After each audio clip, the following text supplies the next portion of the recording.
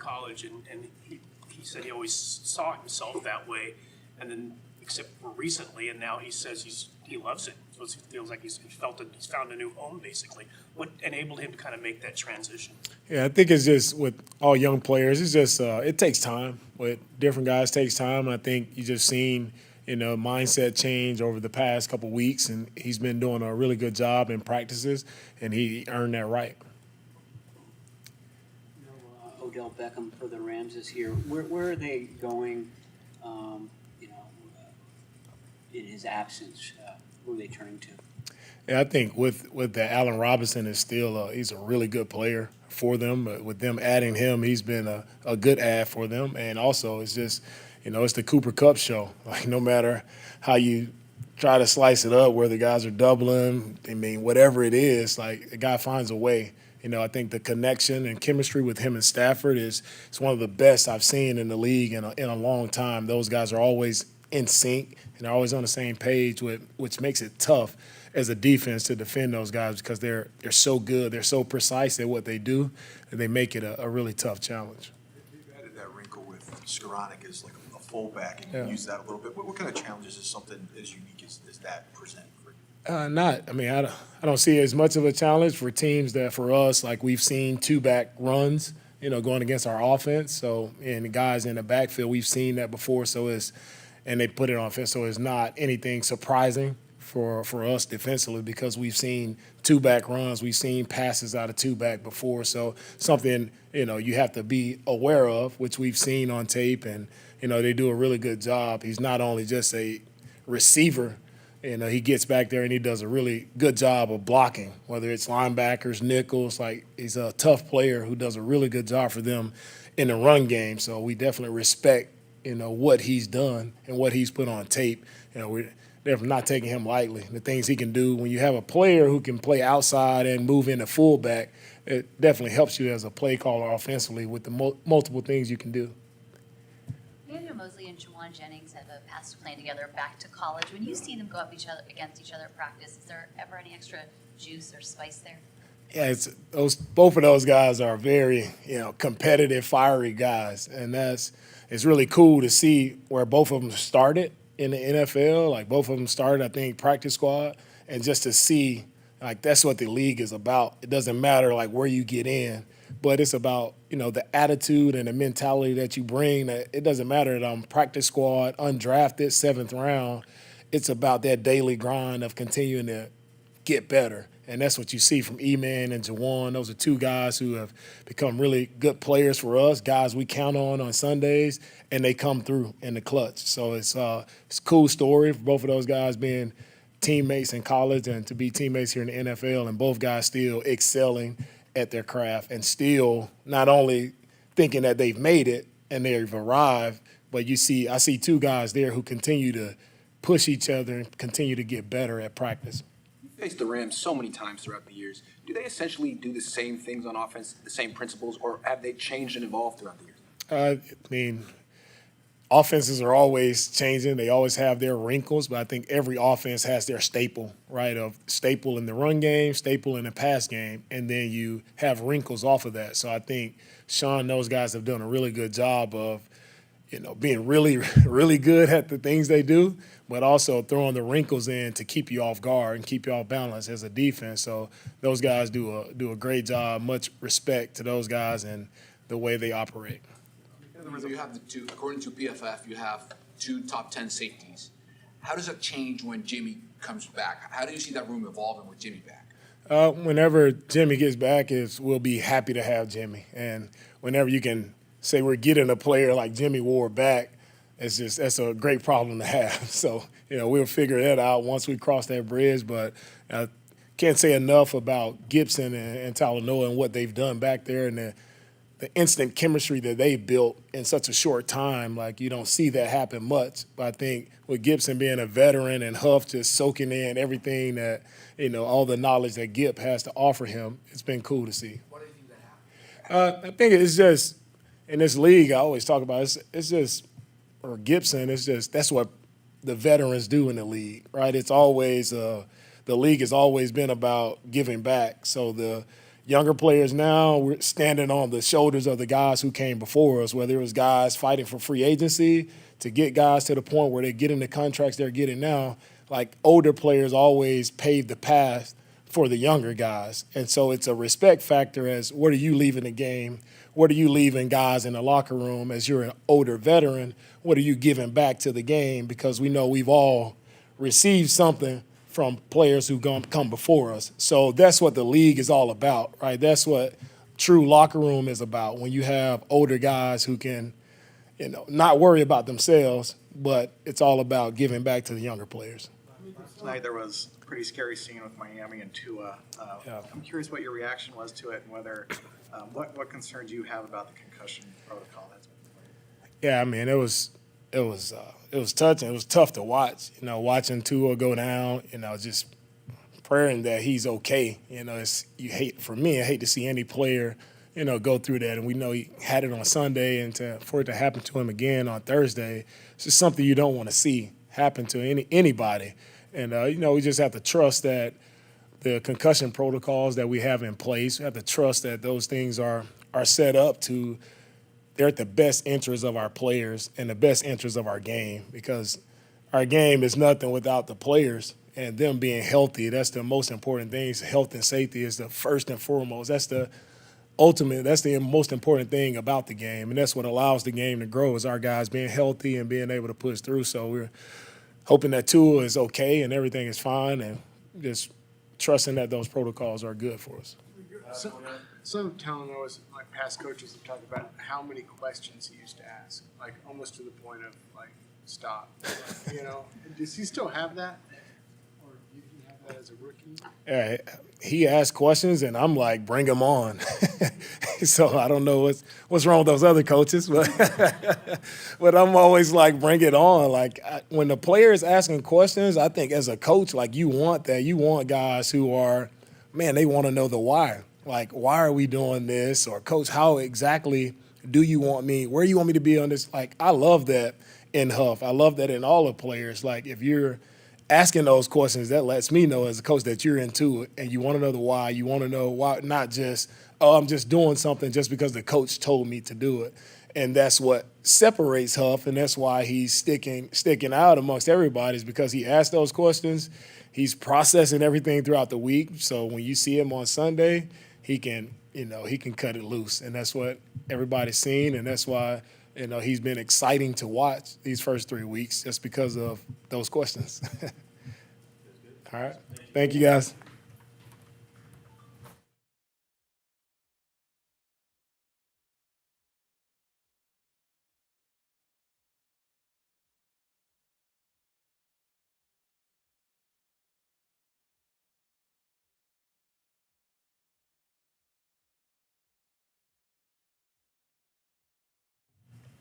What's it like having Bobby Turner back in the building? Oh, it's great to see Bobby. He swung by the hotel in Denver. We got to see him there. It was nice to see him, and I had no idea he was coming back, so it's nice to see him. What surprise? He was supposed to be off for a season. Yeah, I have to check with Bobby on that. I don't know the exact details of what happened, and I don't know if surgeries. He had things he needed to physically take care of, and that's a personal matter for him, but I'm sure he'd be happy to talk to you. His experience, Chris, and your guys' familiarity with each other, what does that do for your offense? Oh, it always helps. I mean, any voice, in the building. I was here in 2019 as a consultant and really just took had a back office that wasn't even on the field, and was able to just contribute here and there. It's another set of eyes that has familiarity with the system, familiarity with Kyle, the players to a degree, and it's always, helpful for that reason. You were How much saying, did I it take think, from? a couple of weeks ago that, he'd love to have the same five guys on front, but, that's probably not going to happen, or doesn't happen that often. And yeah, here we are without Trent. How do you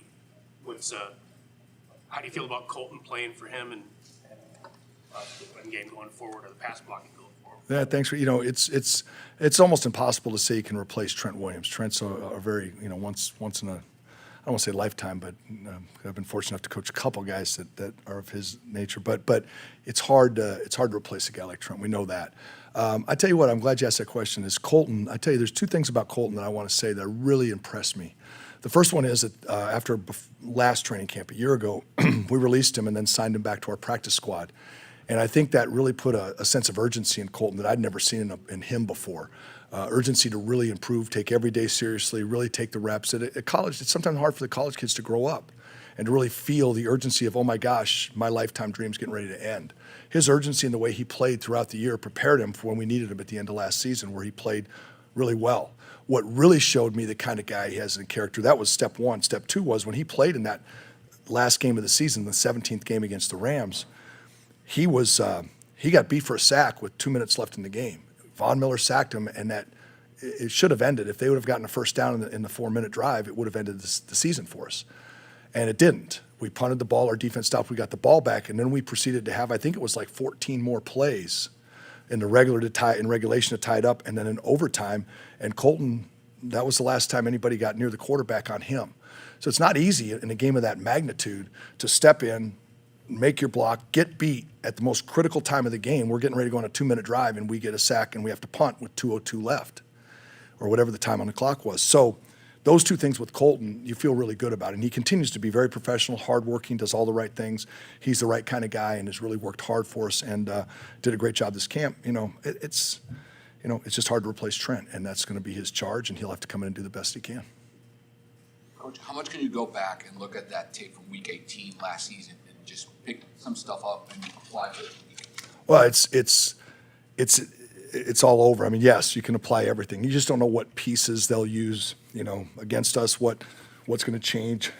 Excuse me, what are going to be the little tweaks or little differences. And so, yeah, we use it all. You can go back as long as they've been running this style of defense. When Brandon Staley was there and then Raheem took it over, I mean, those players on defense that they have are outstanding. The job that Raheem and Sean have done with that defense and the rest of defensive coaches is really outstanding. And there's always just a little wrinkle, something, what they do. But this defense is becoming really a staple across the league. A lot of teams are employing it. And so you just don't know what you're going to get on a given Sunday or Monday in this case. We'll see. A few games, but how does Bobby Wagner kind of change the equation for them at second level? I think the few games is the best way to say it. It's hard to feel yet, especially the Arizona game. They're just such a different style of offense, and how they play Arizona is different. So you're looking at the first two games, and while you see Bobby's still an outstanding player and does a great job, to feel that fit in that system is really hard to make a solid evaluation. But that's not saying he's not impacting the game. He is. It's hard to really make a true evaluation after 2 games, 3 games.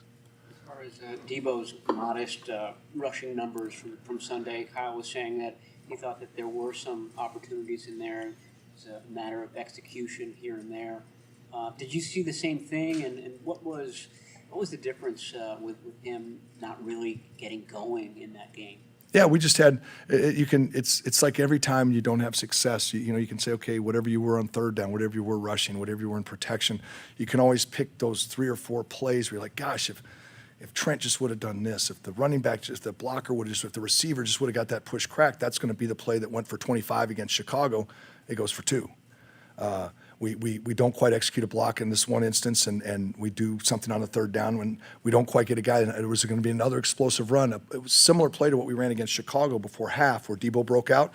We ran one in a similar situation, backed up, and we were off by just a step on blocking the inside linebacker, or he's going to beat to the unblocked corner. And we all know what happens when Debo can get in the secondary with not many players to tackle him. So, but again, those are all just excuses. We didn't get it done, and the numbers are down because we didn't execute properly. Is it a good thing or a bad thing that you're playing a team that plays essentially the same defense 2 weeks in a row? I mean, are you worried that one team is kind of learning off of the other, or are you able to sort of learn from your mistakes? Well, it's a two-edged sword, but it is for us because we do have for me personally, we do have a younger group, so their experience getting to see it again and then see it again. For Jake, for those young guys, I remember last week we screwed that up. Let's get this one right and that. So there is a benefit to that. But you're right. The other side of that sword is that, they've seen how we attack them. And there's only so many ways to attack this style of defense. So how can we dress this up again? They're going to be preparing for this. So what other wrinkles can we have? And what did we not do against this team that maybe we can use this week? And those types of, that's always the juggling act that you have, especially when you play a team in division. Like last year, we played them 3 times. It's hard. But for both sides to decide how you want to attack it.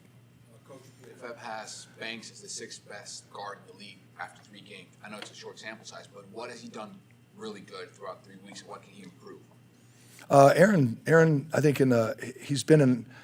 we always liked Aaron in the running game. So his number one area of improvement is pass protection. I don't know how they grade him and what they do. I mean, I'm not questioning how they grade him at all. I don't. They have a different set of grading system. What I see in here, I look at his fundamentals. I look at how his body. I look at how he's handling himself in protection. I can see things that maybe while it's productive, it may not be good in 4 weeks when he starts developing a library of plays that people can study. You're like, dude, if you don't fix this stuff now, it's going to be a problem. And there are those things. Everybody has them. You're constantly picking at the guy. Trent, it's like, Trent, if you don't fix this, this is going to become a problem. Is it going to become a problem against most guys? No, but when you get against that elite guy on the road with a silent count, that's going to be a problem. Same thing here with Aaron. Same thing with every guy. They all have their little things, or I could probably punch list 3 things for every guy that says, work on these 3 things in practice every single day, and you'll be a lot happier with our production going forward.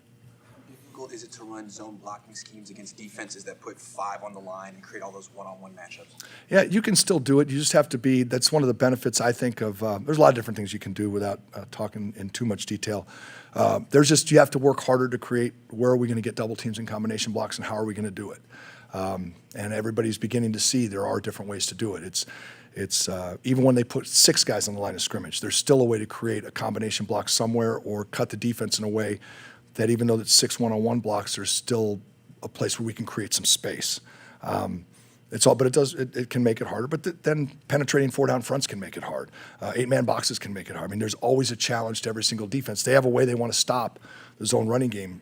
There's a thought that those 5 or 6 on the line of scrimmage make it. Yeah, they're just trying to keep you from having, too many combination blocks.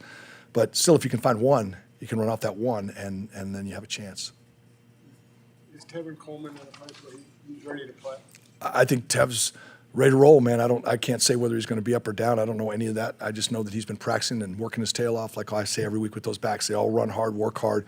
And it is nice to see Tev out there. I mean, Tev has that explosiveness to him that I kind of paused on one word there, but he has that explosiveness to him that he can really hit it and go and really enjoy the way he can do that. So it's good to have him back that way. He still has that at his, for a running back in the NFL, advanced age. You still see it, man. He hit a play up the sideline the other day, and you just saw the acceleration. It was nice to watch him accelerate up the sideline. He still got it. Last week we asked about Jordan Mason. You said you still need to see if the game's too big for him, the bright lights. 1 carry. The lights are still bright, man. Yeah, they're still bright. But he's, like I said, he continues to work, and it's all about, hey, you're out there, you get on the field, you warm up, you do the whole process, and still it's going to have to be the banging away, and all of a sudden Aaron Donald jumps on your back and throws you to the ground and talks smack or whatever happens, and you got to live through that, or somebody pulls the ball out the pile and you're trying to hang on he's got to go through all that, but there's nothing that says he's not ready, and he's been working hard and deserves the opportunities he's getting. Thanks, guys. Appreciate you. Thank you so much.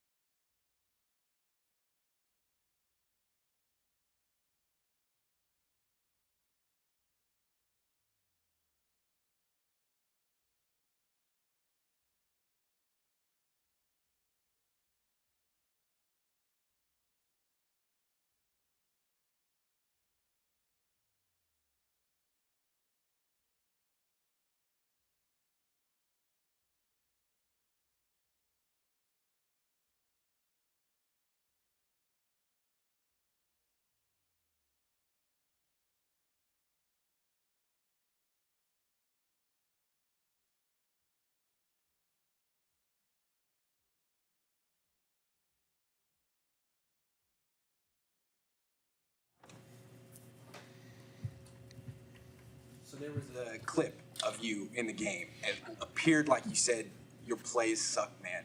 Did you say that? I've heard about this clip. Actually, yeah, we were talking about it yesterday. I don't know. I can't read lips. I'm sure I've said a lot worse things on the field than that, so I'm glad they caught that rather than something else. But I'm not sure exactly what I was saying, but it is what it is. I guess the real question is there friction between you and Kyle Shanahan, or is that just something that you say in the heat of battle? No, yeah, I mean, you say a lot of things in the heat of battle that I hope people don't hear, but no, me and Kyle are cool. We really are. We've been through, a lot of different types of seasons, this being no different, but we're early on in the season still. So we got to, as a team, find our identity. Me and Kyle obviously just keep working and getting on the same page more and more, but we've been through this before, and it's a long process. You mentioned after the game that you felt it in your arm. How do you feel this week as opposed to last week at this time? It's just, it's getting better. It's one of those things, it's tough in the season to obviously, replicate things that you would do in the off season, but just trying to get better each and every day, get it stronger, more endurance to it, just all the little things. How your arm would feel like in May or June in a typical off season? No, I mean, I think it's more just the surgery, just kind of push things back, didn't get the normal, OTAs training camp, and I'm not trying to make excuses by any means. I got to, get the job done, but it's just, it's one of those things you're dealing with. You feel better prepared heading into Monday night than you did last week, just in terms of, like you said, no OTAs, very limited practice? I think that's one of those things, it's just about getting on the same page with these guys, different group, some new coaches this year. Just as an offense, we got to get on the same page, everyone get in rhythm, all be pulling in the same direction, and, takes time. So it's one of those things that each day you could tell it's getting better, but, we got ways to go. Can you tell in practice if you've got rhythm, or does only a game tell you that? No, you can feel in practice. I'm a strong believer. And however you practice, that's how you're going to play. And I think, it's tough for young guys, myself included when I was young, just to learn that. It's tough to bring it every single day to the practice field, but it's just, the faster you get guys to do that, the better off you're going to be. That said, do you feel better this week about rhythm than maybe you did last week? It's getting there. I'm never fully happy on, like it's Thursday in our mind, but I'm never fully happy during the week. There's always things to improve. Just coming off the field right now, we got, things we could be better at. There was a pretty scary incident last night with Tua in Miami. Did you happen to catch it? What was your reaction to it? I guess, what do you feel about the NFL's concussion protocol? Do you feel that it's got your guys' best interests right now? I didn't see it actually. I saw a clip of it. I think it was earlier today. But yes, I mean, scary situation. You always just hope the best for a guy like that. We've all been in those situations. But I don't know. I think with the protocol, you just got to trust the process, trust that everyone's doing their job the correct way, and let things fall as they may. Have you ever been evaluated for concussion? I don't think so, actually. Yeah, for real. But yeah, they're not fun though. It's a scary thing. Jimmy, among the criticisms you took after the game, was that you rightly noted that you had a very funky offseason, quite weird, and probably contributed to Sunday night's performance. People say, well, you're the quarterback, and so it sounds like you're not being accountable, and you should just wear it, rightly or not. Let other people say that for you. Do you see any merit in that? I think it's always it starts with the quarterback. It always does and always will. And I just try to call things as I see it, to keep it real. That's how I've always been, and that's how I'll always be. But yeah, I mean, rightfully so. It starts with me, no matter what, good, bad, or indifferent, whatever happens out there. The quarterback and center are the two guys touching the ball every play. So whether it's good, bad, or indifferent, it's on us, and we just gotta get better at it. So it starts with me, obviously. Yeah, I would always take that. I always have, always will. Kyle was pretty straightforward with us. He said on the safety and on the interception, he made bad play calls. How does that dialogue between you two work? Do you guys sit down on Monday after the game? Does he hash that out with you? Yeah, even on the sidelines sometimes. I give Kyle a lot of credit, for being man enough to do that, but I do the same to him too. Just if I mess something up, I'm willing to say it was on me, and I think that makes for a good relationship and leads to a good team. I think it starts with us two and, carries its way down to the rest of the guys. When you were reviewing film of that game, Jimmy, there were some throws you missed, and then there were some other issues with the offense. So how tough was that film, especially just that safety play, rewatching it? I mean, that one was tough, but just the whole film. We had one good drive, honestly. Other than that, it really wasn't too pretty. So it was, it's one of those things you got to swallow your medicine and take it. We put that performance out there, and we have to own that. And I think we have the right guys in this locker room to do that and respond the right way. A really similar defense right after that one. Did you see enough in the Denver game that was, close to being a big play to make you think that we don't have to do anything dramatic, we just need to kind of sharpen and we ought to be okay? Yeah. Yeah, I mean, there's always opportunities that, you wish you had back. As similar as this defense is to last week, it is different in some ways. So you got to prepare accordingly for that. But it's just about guys making plays. Coaches are going to put us in position. We got to make the plays and, take advantage of that. Last year against the Rams, you guys moved to shotgun 96% of the time in that game. How much did that help you get back in rhythm at that point? You were 3-5 entering that game. How much, did that game plan, do you feel, help you get into that flow? I think it helped a good amount. I think whenever you could get into a rhythm like that and win a big game like that, it always helps the team.